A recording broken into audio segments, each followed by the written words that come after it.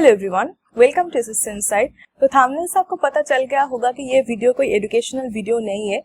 ये हमारे वर्तमान जो परिस्थिति है, जो कोविड-19 का तांडव चल रहा है, उससे रिलेटेड ये वीडियो है। एज मेरा कोविड हुआ था, मेरा जो एक्सपीरियंस है वो मैं आपके साथ शेयर करना चाहती हूँ, क्योंकि मुझे लगा कि जो आसपास की कंडीशन है वो बहुत ही क्रिटिकल है। हॉस्पिटल में बेड नहीं मिल रहा है, ऑक्सीजन की कमी है, आसपास में डेथ रेट फिर से बढ़ चुका है, कोरोना की जो केसेस है वो दिन ब दिन बढ़ ही रहा है। तो जो कंडीशन है वो बहुत ही खराब है एंड बहुत ही नेगेटिव दिख में जा रहा है। तो मुझे लगा कि अगर मेरा जो एक्सपीरियंस है वो मैं अगर आपके साथ शेयर करूं तो हो सकता है कि आपका कोई हेल्प हो जाए या कोई भी क्लू मिल जाए आपको कि कैसे इससे लड़ना है। एंड ये भी मैं आपके साथ शेयर करना चाहती हूँ कि कोविड का कैसा इफेक्ट पड़ता है एक जीवन में, एक फैमिली पे। अगर हो सके तो ये वीडियो आप उन तक पहुंचा देना जिनको ये वीडियो की जरूरत हो।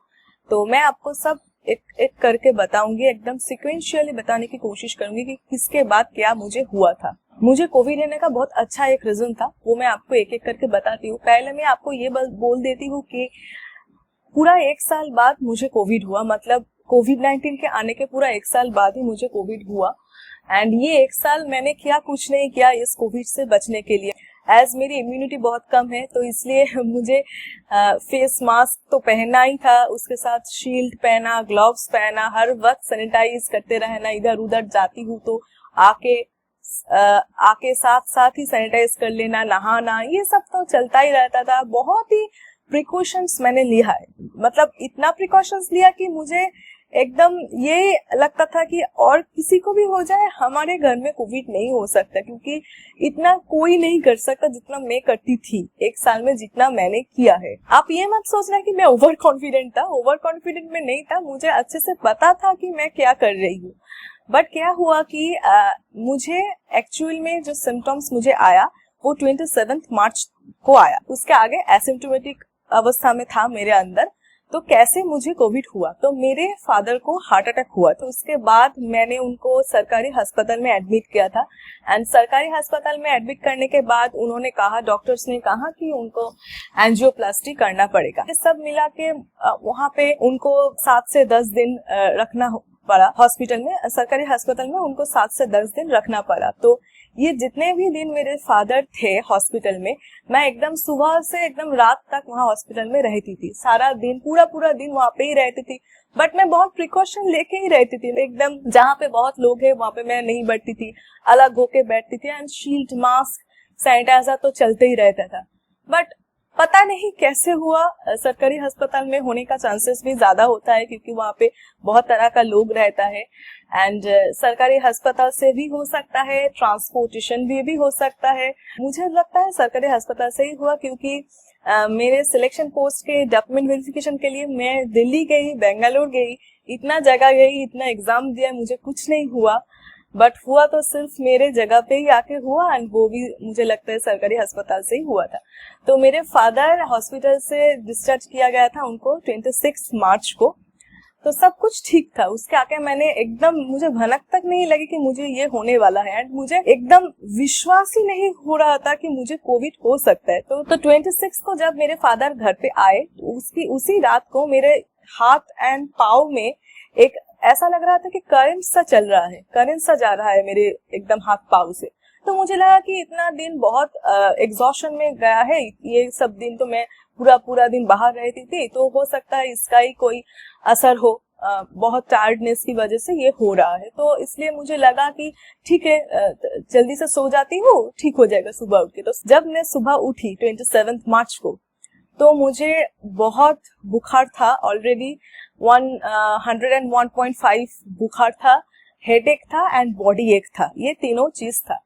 तभी भी मुझे नहीं लगा कि मुझे कोरोना हुआ है, क्योंकि सब तभी भी मुझे ऐसा ही लग रहा था कि बहुत एग्जॉशन की वजह से ये हो सकता है, ये हुआ है, क्योंकि इम्यूनिटी अच्छा नहीं है, हो सकता है कोई भी गड़बड़ हुई हो, रेस्ट लूंगी तो ठीक हो जाएगा। बट जब मैंने एक दोस्त को ये कहा कि ये सब हो रहा है, मुझे बॉडी एक हो रहा है, हेडेक हो रहा है, एंड वो करंट सा जा रहा है हाथ से एंड पाँव से, एंड टेम्परेचर भी है, वो मेरे दोस्त ने मुझे सलाह दिया कि तुम आइसोलेट हो सकता है तुम्हें कोरोना हुआ है।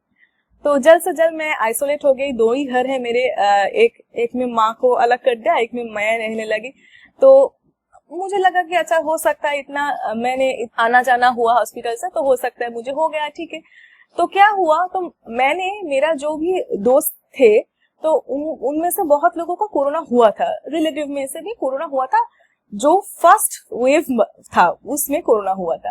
तब मैंने ऐसा ही सुना था कि 3-4 दिन में ही आपका बुखार ठीक हो जाएगा, फीवर चला जाएगा, 5-6 दिन से आप ठीक हो जाओगे, उतना भी कुछ नहीं होता है, ऐसा ही होता है, उतना भी बहुत ही घबराने की कोई चीज नहीं होती। तो मुझे भी ऐसा लगा अच्छा ठीक ही है, मेरा भी होगा 3-4 दिन ऐसे ही रहेगा, उसके बाद ठीक ही हो जाएगा, क्या है इसमें, इतना घबराने वाली की कोई बात नहीं है। एंड मेरा जो कंडीशन था वो बहुत खराब था, मतलब मैं बिस्तर से उठ भी नहीं पा रही थी। मुझे लगा कि टेस्ट कराने की जरूरत नहीं है, क्योंकि अगर सरकारी अस्पताल में जाए तो वहां पे लाइन में खड़े होना पड़ेगा, जो मेरे से नहीं होगा। एंड प्राइवेट में अगर पूछे तो प्राइवेट लैब से आएगा तो बहुत खर्चा पड़ जाएगा, बहुत वो लोग चार्ज करते हैं। तो मुझे लगा कि 3-4 दिन में तो वैसे ही ठीक हो जाएगा, मैं 14 डेज आइसोलेट रह लूंगी। तो फर्स्ट डे में मेरा ये 3 ही था, बॉडी एक, headache and temperature and smell and taste तभी भी था। सेकेंड डे से मेरा स्मेल टेस्ट चला गया एंड मेरा जो खांसी था वो शुरू हो गया सेकेंड डे से। अब क्या हुआ, ये खांसी जो है बढ़ता ही जा रहा था, मतलब सब कुछ ठीक है, मतलब बुखार चल रहा है, 102.5 चल रहा है, बॉडी एक है, हेडेक है, बट ये जो खांसी है ये अनकंट्रोलेबली बढ़ रहा था। तो मेरा एक नर्स दोस्त है, इंक्लूडेड है, कोविड के इस सब केसेस में इंक्लूडेड है, तो उसे अच्छे से पता है। तो वो मुझे सब सजेस्ट किया कि तू एक काम कर, आइवरमेक्टिन खा ले, एंड आइवरमेक्टिन कुछ मल्टीविटामिन एंड जिंक का कुछ टैबलेट्स उन्होंने कहा मुझे, एंड वो मैंने मंगा लिया, वो मैंने खाना शुरू कर दिया। तो ये चल रहा था। जो ये खांसी था ये इतना खतरनाक हो चुका था 3rd and 4th डे में कि मतलब ऐसा लगने लगा कि मेरा जो लंग्स है वो निकल आएगा। वो खांसी मुझे कभी नहीं हुआ, मेरे एकदम चाइल्डहुड से मुझे बहुत सर्दी जुकाम खांसी लगी रहते थे, क्योंकि इम्यूनिटी का प्रॉब्लम है, ये सब होता रहता था। बट ये जो खांसी है एकदम ही अलग, इमेजिन नहीं कर सकते कि ये कितना खतरनाक है ये खांसी। मेरे फादर एज हॉस्पिटल से आए थे तो उनको मैंने कुछ नहीं बोला कि मेरा कुछ हुआ है, वो ग्राउंड फ्लोर में रह रहे थे तब, उनके एक आइसोलेशन की केसेस था, क्योंकि उन्होंने हॉस्पिटल से आया है, मेरे माँ भी है इसलिए वो ग्राउंड फ्लोर में रह रहे थे, उनको कुछ भी नहीं पता था कि मुझे क्या हुआ है, बट मेरे खांसी ने उन तक सब कुछ पहुंचा दिया। मतलब वो खांसी सुन के ही उनको समझ आ गया था कि मुझे कोविड हुआ है। इतना खतरनाक था कि मैं जब रात में सोती थी तो मुझे ऐसा लगता था कि ये रात खत्म ना हो, सुबह मत हो। सुबह होने के साथ साथ इतना खांसी होता था, वो अनबियरेबल था, मैं सहन करने की ताकत मुझ में बची नहीं थी। 30 मार्च को जब ये खांसी एकदम अनकंट्रोलेबल हो गया तो तब मुझे लगने लगा, सभी को मेरे फैमिली में लगने लगा कि मुझे हॉस्पिटलाइज करना पड़ सकता है, क्योंकि टेम्परेचर बढ़ता ही जा रहा है, कोई भी इम्प्रूवमेंट नहीं है बॉडी में, डिटोरिएट कर रहा था मेरे बॉडी कंडीशन। तो अगर आपके पास कोरोना का आरटीपीसीआर टेस्ट ना हो तो कोई भी हॉस्पिटल आपको एडमिट नहीं करेगा, तो इसलिए तुरंत 30 मार्च को मेरा हो गया आरटीपीसीआर टेस्ट। तो जिन्होंने आरटीपीसीआर टेस्ट करने आया था वो तो बोल रहे थे तो इनको को कोई जरूरत ही नहीं है टेस्ट का, मतलब इनको तो देख के ही समझ आता है कि ये कोविड पॉजिटिव है। हमारे घर में 4 जन है, अब मैं, मेरी माँ एंड मेरे फादर एंड मेरी एक बुआ, इन चारों का ही टेस्ट हुआ 30 मार्च को। 31 मार्च को ही तब आ गया था रिजल्ट, एंड रिजल्ट में जो आया वो बहुत ही मेरे लिए, मतलब क्या बताए आपको, एकदम बुरा सपना। मैं एक साल मैंने सिर्फ ये डर डर के ही जिया कि मेरे माँ को कुछ ना हो, तो वो ही हो गया। मतलब मेरे माँ ने हॉस्पिटल नहीं गया था, बट मुझसे मेरी माँ को हो गया था कोविड। तो मैं पॉजिटिव थी, मेरी माँ पॉजिटिव थे एंड मेरी बुआ भी पॉजिटिव थे, सिर्फ मेरे फादर नेगेटिव थे, क्योंकि उन्होंने सिर्फ हॉस्पिटल से डिस्चार्ज ही हुआ था, तब उनको अगर होता तो बहुत ही बुरा होता, क्योंकि एक हार्ट के वो ऑलरेडी पेशेंट हो चुके थे। तो अब क्या हो गया कि ground floor and first floor में हम सब आ गए, एंड ग्राउंड फ्लोर पे सिर्फ मेरे फादर अकेले रह गए। एंड सबसे बुरा ये हुआ कि ये इसके बाद अब तो हम कुछ भी एक्सचेंज नहीं कर सकते थे। हॉस्पिटल से आके ही मेरे फादर को अपने लिए खाना बनाना पड़ता था, सब काम उनके जो भी काम थे वो उनको खुद करना पड़ता था, क्योंकि हम में से कोई भी उनका कुछ काम नहीं कर सकते थे।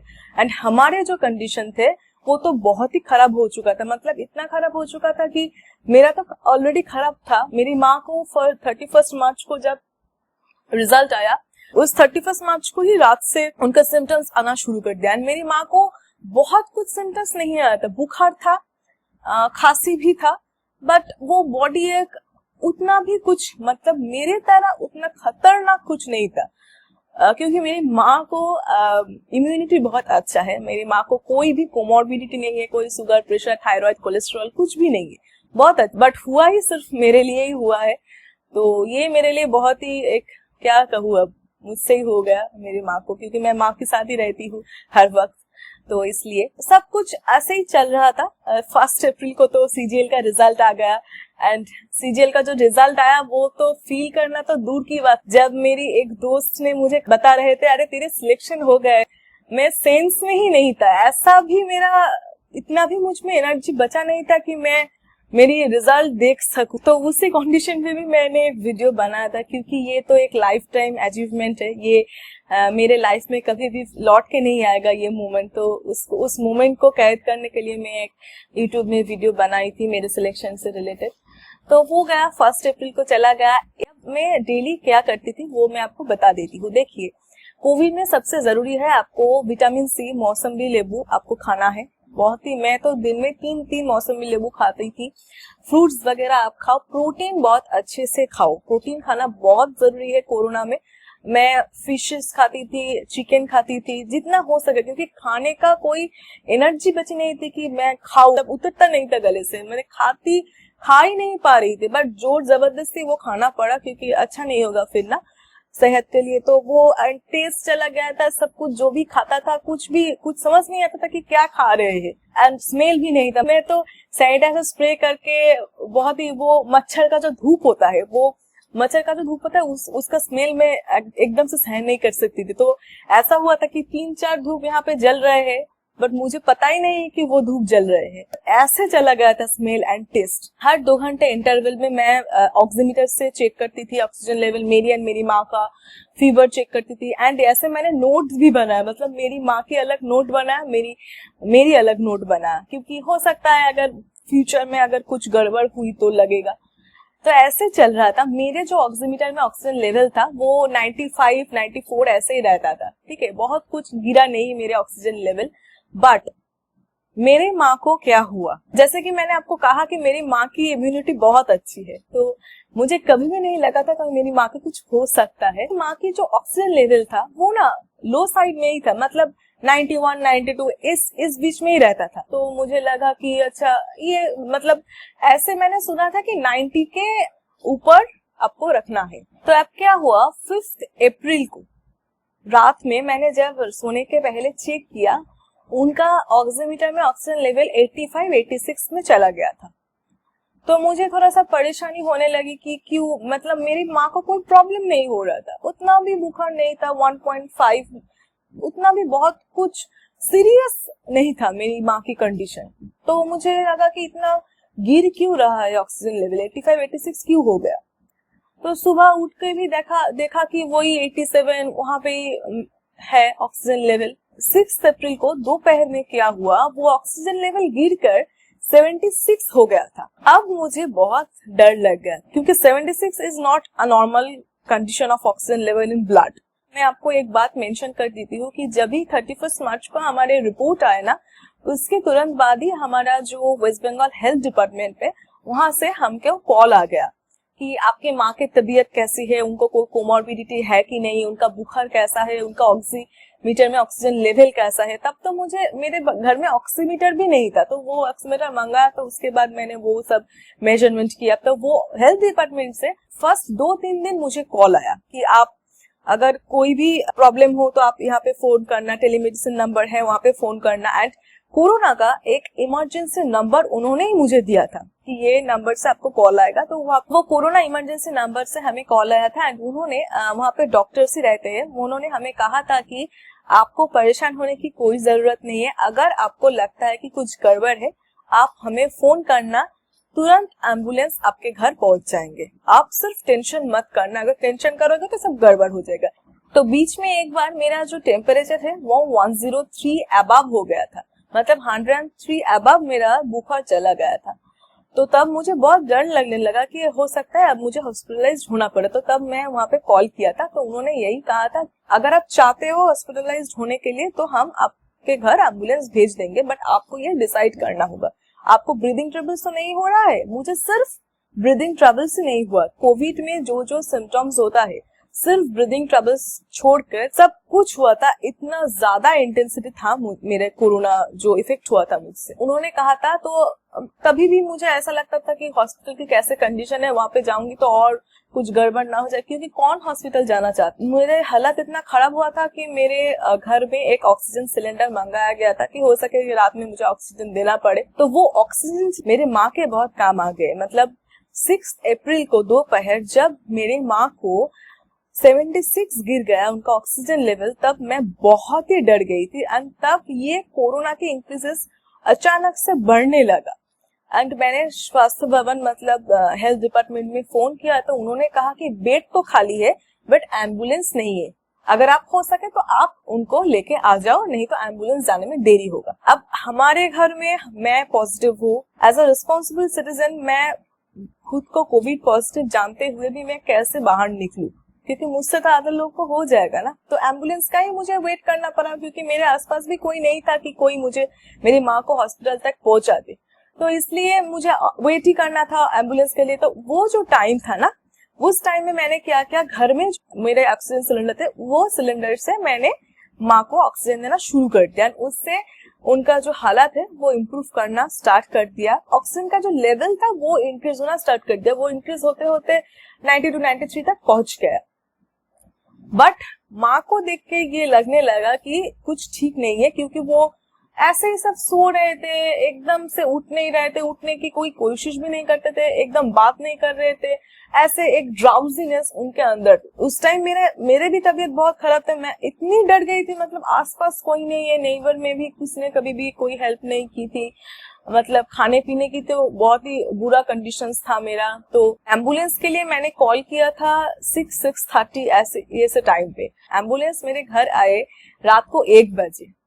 एंड रात को 1 बजे में एक सिर्फ एम्बुलेंस में कुछ लोग के साथ में मेरी माँ को कैसे छोड़, मैं तो नहीं जा सकती, एंड मेरी फादर भी नहीं जा सकते। तो मेरे एक दोस्त ने मुझे बहुत हेल्प किया। वो सारी पूरी रात बाहर थे सिर्फ मेरे माँ के लिए। एंड वो अलग से गए थे हॉस्पिटल, एंड वहाँ पे एडमिट कराना ये सब कुछ फॉर्मेलिटीज था वो उन्होंने ही किया था। एंड मेरी माँ को हॉस्पिटल में एडमिट किया गया था। एंड उसके बाद लगातार 10 दिन ऑक्सीजन चली मेरी माँ को। एंड 10 दिन ऑक्सीजन चलने के बाद जब उनका कंडीशन स्टेबल हुआ, तो तब उनको 2-3 दिन ऑब्जर्वेशन में रखा हॉस्पिटल में। एंड उसके बाद उनको डिस्चार्ज कर दिया। तो हॉस्पिटल में, यहाँ पे सरकारी अस्पताल में कंडीशन बहुत ही अच्छा है। मतलब मुझे पता नहीं था, अगर पता होता तो मैं भी एडमिट ही हो जाती थी, क्योंकि मेरा जो कंडीशंस था घर में रह के कुछ इम्प्रूव नहीं हो रहा था, क्योंकि मैं कुछ खा नहीं पा रही थी। एंड खाना बनाने वाला भी कोई नहीं था कि कोई बना दे और मैं खाऊं। तो इसलिए मुझे भी लग रहा था कि मैं भी हॉस्पिटल में जाके एडमिट हो जाऊं। एंड कंडीशंस भी बहुत खराब थे। अकेले अकेले घर में क्या होगा कोई भी कुछ बता नहीं सकते। तो वहां पे बहुत अच्छा ट्रीटमेंट मिला। 14 या 15 अप्रैल तक सब कुछ ठीक ठाक हुआ। एंड मेरे माँ घर आए 18 अप्रैल को। एंड मुझे ठीक होने में वो 14-15 अप्रैल तक ही मैं ठीक हुई। मेरा एकदम उसके बाद लगातार 9 डेज मेरा बुखार था।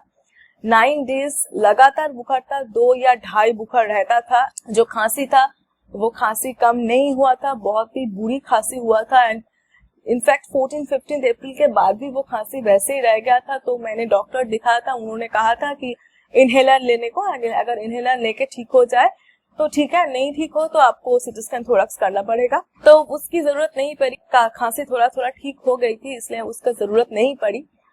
पूरा 9 डेज मेरे फीवर के बाद आफ्टर 14 एंड 15th डेज में ही मेरा सब कुछ ठीक हुआ था। एंड वीकनेस तो बहुत था। कोरोना के बीच में भी मैंने वीडियो बनाया था, एक बुक लिस्ट का वीडियो, एंड एक वो CHSL आ रहा था, CHSL 12 अप्रैल से आ रहा था। तो मुझे लगा कि मेरे कुछ एक्सपीरियंस आपको साथ शेयर करना चाहिए, इसलिए मैं CHSL के स्टार्ट होने के आगे भी एक वीडियो बनाया था।